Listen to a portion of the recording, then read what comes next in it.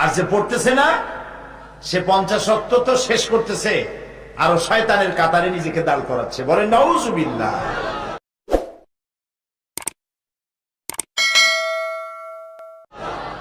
আল্লাহ নবী বলেছেন, মান তারাকা সালাতান মুতাআম্মিদান ফাকাদ কাফারা। ইচ্ছে করে যে নামাজ ছেড়ে দিল কাফের হয়ে গেল। বলেন নাউজুবিল্লাহ। সবাই বলেন নাউজুবিল্লাহ। ইচ্ছে করে নামাজ ছেড়ে দিল তো কাফের হয়ে গেল। প্রিয় ভাই সব, লা দীনা লিমান লা সালাতা লাহু। যে ব্যক্তি নামাজ পড়ে না তার কাছে দিন নাই, ধর্ম নাই, ইসলাম নাই, কিচ্ছু নাই। তো নামাজ না পড়লে কি হয়ে যাবে বলেন তো আপনারা বলেন।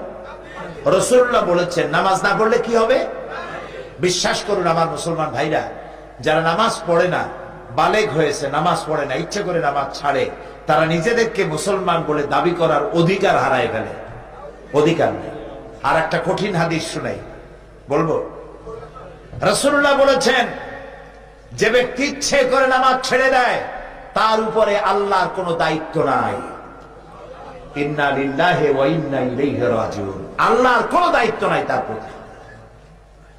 আরেকটি হাদিস হচ্ছে, যে ব্যক্তি ইচ্ছে করে নামাজ ছেড়ে দেয় আল্লাহ এবং রাসূলের সাথে তার সম্পর্ক ছিন্ন হয়ে যায়, কাট হয়ে যায়। আমরা কি চাইবো আল্লাহ রাসূলের সাথে আমাদের সম্পর্ক নষ্ট হয়ে যাক? চাইবো? তা আমরা কি এখন ওয়াদা করতে পারবো জীবনে আর নামাজ ছাড়বো না? পারবো ওয়াদা করতে? যারা পারবেন শুধুমাত্র তারা, আর যারা পারবেন না তারা নয়। শুধুমাত্র ওই সব লোক হাত উঁচু করবেন যারা ওয়াদা রক্ষা করতে পারবেন। 2 হাত উঁচু করেন, সবাই বলেন, বলেন ইয়া আল্লাহ, তোমার পবিত্র নামে ওয়াদা করি, শপথ করি, কসম করি, যতদিন পর্যন্ত মালাকুল মউত আমার মাথার কাছে না আসতেছে ততদিন পর্যন্ত ফরজ নামাজ, ফরজ রোজা আর ছাড়বো না, আর ছাড়বো না, আর ছাড়বো না। এবার জোরে বলেন ইয়া আল্লাহ, আমার আজকের এই কসম আমার মৃত্যু পর্যন্ত আমাকে পালন করার তৌফিক দাও। আমিন, আমিন ইয়া রাব্বাল আলামিন। সকলে হাত নামা, আল্লাহ যেন কবুল করেন। আমরা বলি আমিন, সবাই বলি আমিন। পর্দা করবেন। বাড়িতে যে বিবি আছে, মেয়ে বড় হয়েছে, বোন আছে, আপনার অধীনস্থ যারা আছে, পর্দায় রাখবেন। মদ এবং জুয়া থেকে বাঁচবেন। এখন মদ জুয়ার পরিবর্তে, মদের পরিবর্তে আমাদের দেশে ফ্যান্সি ডিল আসছে। এই বৈরাগী বাজার, বিয়ানী বাজার টাজার এইসব জায়গায় আসে নাই মনে হয়, আসছে, সব জায়গায় আইছে। এখন খিতা খরবায় চতুর্দিকে ফ্যান্সি ডিল, মদ আসিয়া ঢুকে পড়ছে। এখন করবেন কি? উপায় কি? উপায় হলো, এগুলো বুড়ো মানুষে খায় না। বুড়ো মানুষে খায় খুব কম, খায় না বললেই চলে। এগুলি যুবকরাই বেশি খায়। এই যুবকদেরকে ফিরাইতে হবে। ড্রাগ এডিক্টেড হওয়া, মদ খাওয়া হারাম। যুবকেরা ভালো করে শোনো, আমি বিশ্বাস করি, মনে করি বৈরাগী বাজারের যুবকেরা খুব ভালো। বলেন আলহামদুলিল্লাহ। খারাপ ছেলেদের সাথে বন্ধুত্ব করবা না। কারণ হলো, সৎসঙ্গে আমরা স্বর্গে না যাই, আমরা বলি সৎসঙ্গে জান্নাত বাস। সৎসঙ্গে জান্নাত বাস। আর অসৎসঙ্গে শুধু সর্বনাশ না, সাড়ে সর্বনাশ। বন্ধু যেন খারাপ না হয়। যুবকেরা, তোমার বন্ধু যদি সিনেমা খোর হয়, মদ খোর হয়, জুয়ারি হয়, তোমারে একদিন না একদিন জুয়া খেলায়, মদের আড্ডায়, জেনার আড্ডায় ঢুকাইয়া ছাড়বে। আর তোমার বন্ধু যদি নামাজি হয়, আজ হোক কাল হোক, হাতে ধরে হোক পায়ে ধরিয়ে হোক, তোমার একদিন মসজিদে ঢুকাবে। সুবহানাল্লাহ, সুবহানাল্লাহ। এই জন্য বন্ধু বানাইতে ভুল করবে না যুবকেরা। ভালো ভালো ছেলেদের সাথে বন্ধুত্ব করবে। আজকে বলবে যে দেখো একটু ফেন্সি ডিল খাইলে কি হয়, মাপসাই নেবে আল্লাহর কাছে, পরে একটু টেস্ট করে দেখো, ভালো ঘুম হবে। নিজেরে রাজা রাজা, নায়ক নায়ক, জি একটা জ্যাকসন জ্যাকসন ভাব হবে। খাইয়ে দেখো, 2 ফুটা খাও, একদিন খাইলে কি হবে। শয়তানে কিন্তু এরকম বলে। ওই যেমন ডায়াবেটিস রোগীদের সামনে রসগোল্লা দিয়ে কয় হুজুর একটু খান, একদিন খাইলে কি হবে। তো রসগোল্লাটা খাইলো, তারপরে যখন চা আনে কয় যে আমি ডায়াবেটিস রুগী, এই চায়ের মধ্যে চিনি দিয়ে না, খাইছি কিন্তু রসগোল্লা। শয়তান বুদ্ধি কত আয়, ওর সাথে পারবেন না, তো এর সাথে পারবেন না বুদ্ধি করে। সেই জন্য আল্লাহর কাছে সাহায্য চাইতে হবে। আউযু বিল্লাহি মিনাশ শাইতানির রাজিম। যুবকেরা,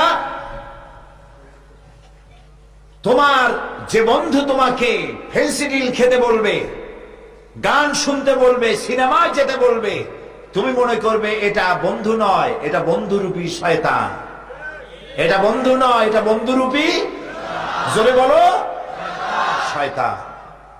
আর যে বন্ধু তোমার বলবে চলো ভাই নামাজে রক্ত হয়েছে, এতক্ষণ তো গল্প করলাম, এতক্ষণ তো খেলাধুলা করলাম, আজান হয়ে গেছে, চলো ভাই নামাজ পড়ে আসি, তারপর আবার খেলবো না, তুমি মনে করবে এটা বন্ধু না, এটা ফেরেশতা। সুবহানাল্লাহ।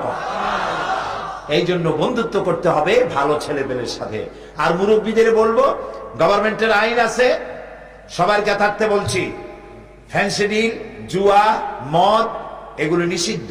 এগুলি কোথাও যদি কেউ খায় দেখতে পারেন, পুলিশে ধরিয়ে দিবেন, পুলিশে আচ্ছা তার মেহমানদারি করে দেবে থানায় নিয়ে।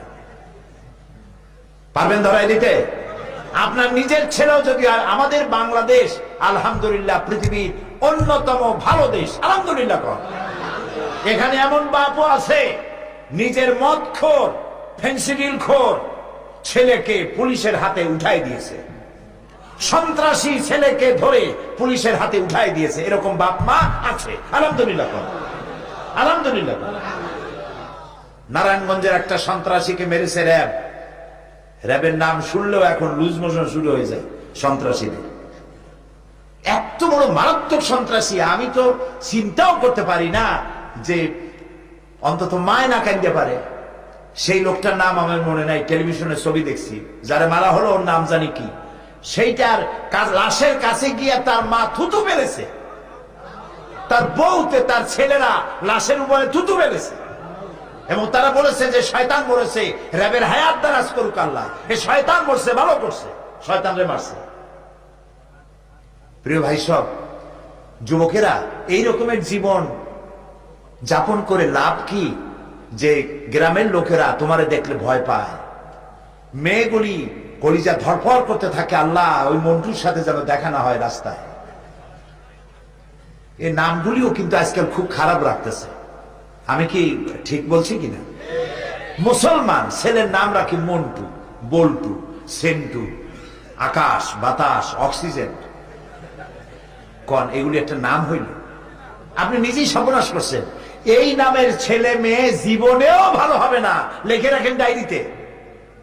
আপনি নাম যদি খারাপ রাখছেন, এ ছেলে জিন্দিগিতে ভালো হবে না। আপনি কি শুনেছেন কোথাও এই যে এত মাজার আছে না বাংলাদেশে, কত মাজার আছে না, কোন জায়গায় দেখছেন হযরত